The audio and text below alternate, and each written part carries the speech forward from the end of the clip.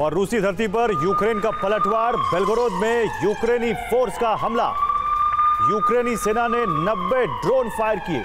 Ukraine के हमलों से दहला बेलगोरोद।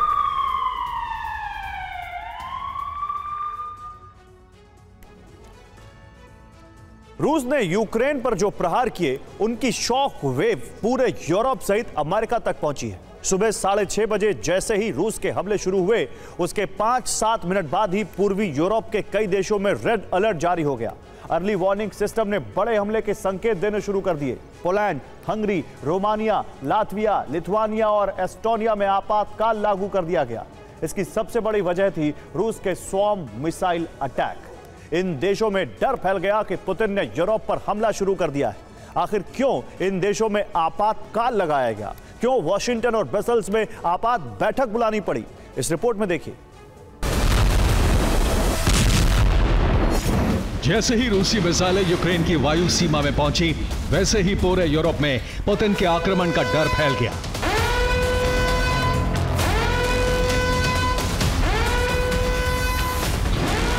जैसे ही यूक्रेन की जमीन पर धमाके होने शुरू हुए, उनकी धमक और गरज वार्सा, बुडापेस्ट और ब्रसेल्स तक फैल गई।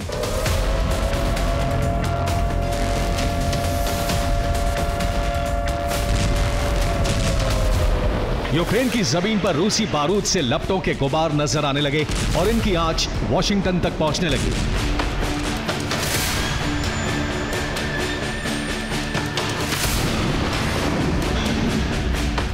जनवरी के सुबह यूक्रेन पर हमले होते ही Warsaw, Budapest, Brussels, Washington, Vilnius, Riga और तालिन में हॉटलाइन की घंटियां गूंजने लगी।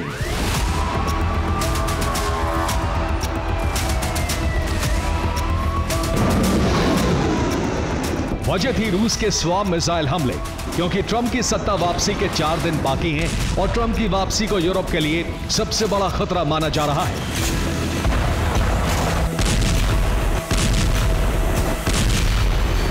सुबह 6:30 बजे जैसे ही रूस के हमले शुरू हुए, तो कई देशों में एक साथ अर्ली वार्निंग सिस्टम के सायरन गूंजने लगे।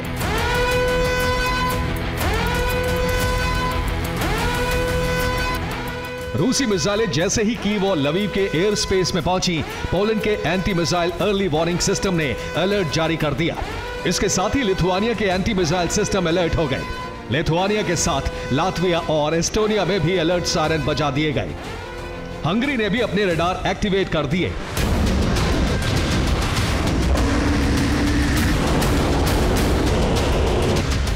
क्योंकि रूस ने एक साथ कई चरण में मिसाइल हमले शुरू किए, तो इन देशों को लगा कि रूसी मिसाइलें उनकी जमीन तक पहुंच सकती हैं।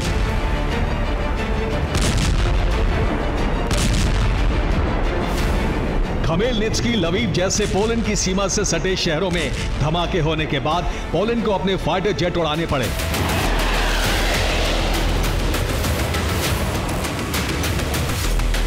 पोलैंड की वायुसेना ने एक स्क्वाड्रन F-16 फाइटर जेट को उड़ने के आदेश दिए। 2.5 घंटे तक ये फाइटर जेट यूक्रेन पोलैंड की वायु सीमा में गश्त लगाते रहे। इनका मिशन था पोलैंड की वायु सीमा में आने वाली रूसी मिसाइलों को नष्ट करना।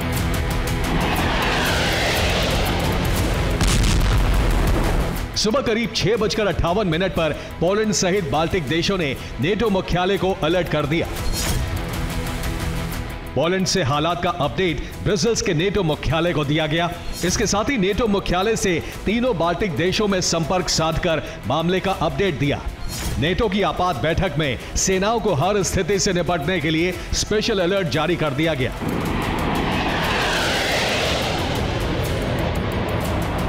इस मिसाइल हमले के बाद अमेरिका में भी हलचल बढ़ गई।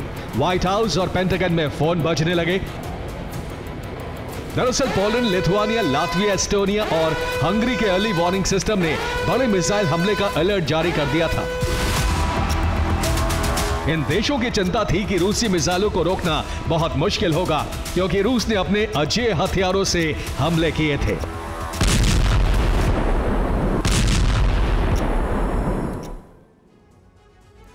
तो रूस ने हमले के लिए ऐसे हथियार इस्तेमाल किए जिन्हें रोकने में यूक्रेन के पड़ोसी देश सक्षम नहीं है। इनमें पहली मिसाइल थी किंझल। ये रूस की हाइपरसोनिक मिसाइल है जिसकी रफ्तार 12,200 किलोमीटर प्रति घंटा है। ये न्यूक्लियर हमला करने में भी सक्षम है।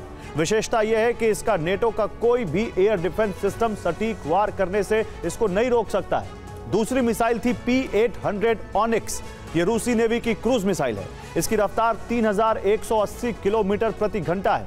इसकी विशेषता है कि यह जमीन से 50 से 100 मीटर ऊंचाई पर उड़ान भरते हुए एडवांस रडार को चकमा दे सकती है, जिससे एयर डिफेंस सिस्टम भी फेल हो जाते हैं। रूस की तीसरी मिसाइल थी KH सीरीज की 101 और 22। इन्हें भी रूसी नेवी के शिप से फायर किया गया। इनकी रेंज 280 किलोमीटर तक होती है और रफ्तार 1050 किलोमीटर प्रति घंटा तक होती है। क्रूज सिस्टम होने की वजह से इन्हें इंटरसेप्ट करना मुश्किल होता है। इसके साथ साथ रूस ने स्कैंडर मिसाइल सिस्टम भी एक्टिवेट कर दिया। यह short range ballistic missile system है।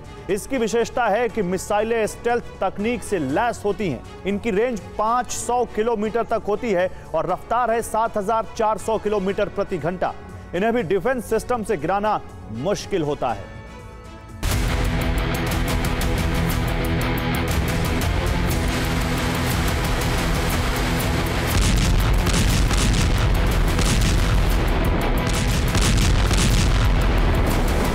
यूक्रेन पर रूस पहले भी इन मिसाइलों से हमले करता रहा है,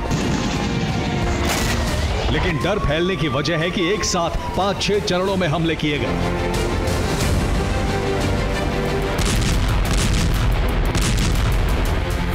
इसके साथ ही यूरोपीय देशों के पास एयर डिफेंस सिस्टम की भी कमी है। रूस पहले भी यह साबित कर चुका है कि उसके लिए पोलैंड का आसमान अभेद्य नहीं है।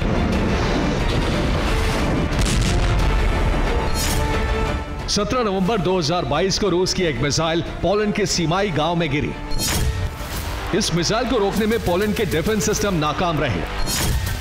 16 दिसंबर 2022 को रूस की KH-55 मिसाइल पोलैंड के बिदगोस्ट शहर के बाहर गिरी। पोलैंड सेना को इसकी भनक तक नहीं लगी। चरवाहों की एक टोली ने मिसाइल गिरने की जानकारी दी।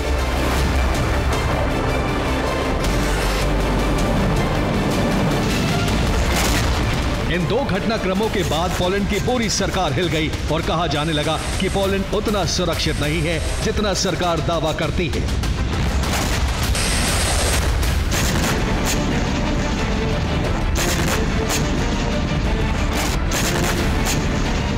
करीब 3 साल की यूक्रेन जंग और अमेरिका की मल्टी फ्रंट जंग के चलते यूक्रेन के पड़ोसी देशों का रक्षा कवच ध्वस्त हो चुका है।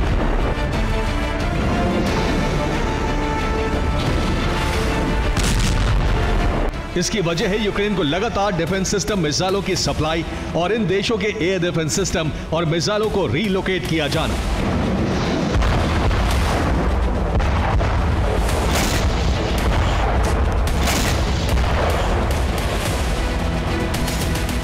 इजरायल को मदद देने के लिए अमेरिका ने नेटो के ईस्टर्न फ्लैंक से अपने डिफेंस सिस्टम इजरायल भेज दिए।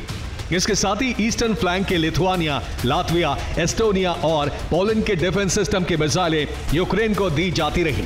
इन 3 साल में ईस्टर्न फ्लैंक के इन देशों की मिसाइल भंडार बड़ी तादाद में घटे हैं।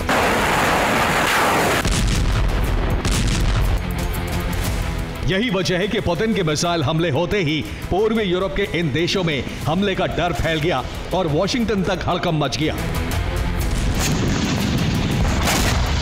Bureau report, TV9 Bharatvarsh.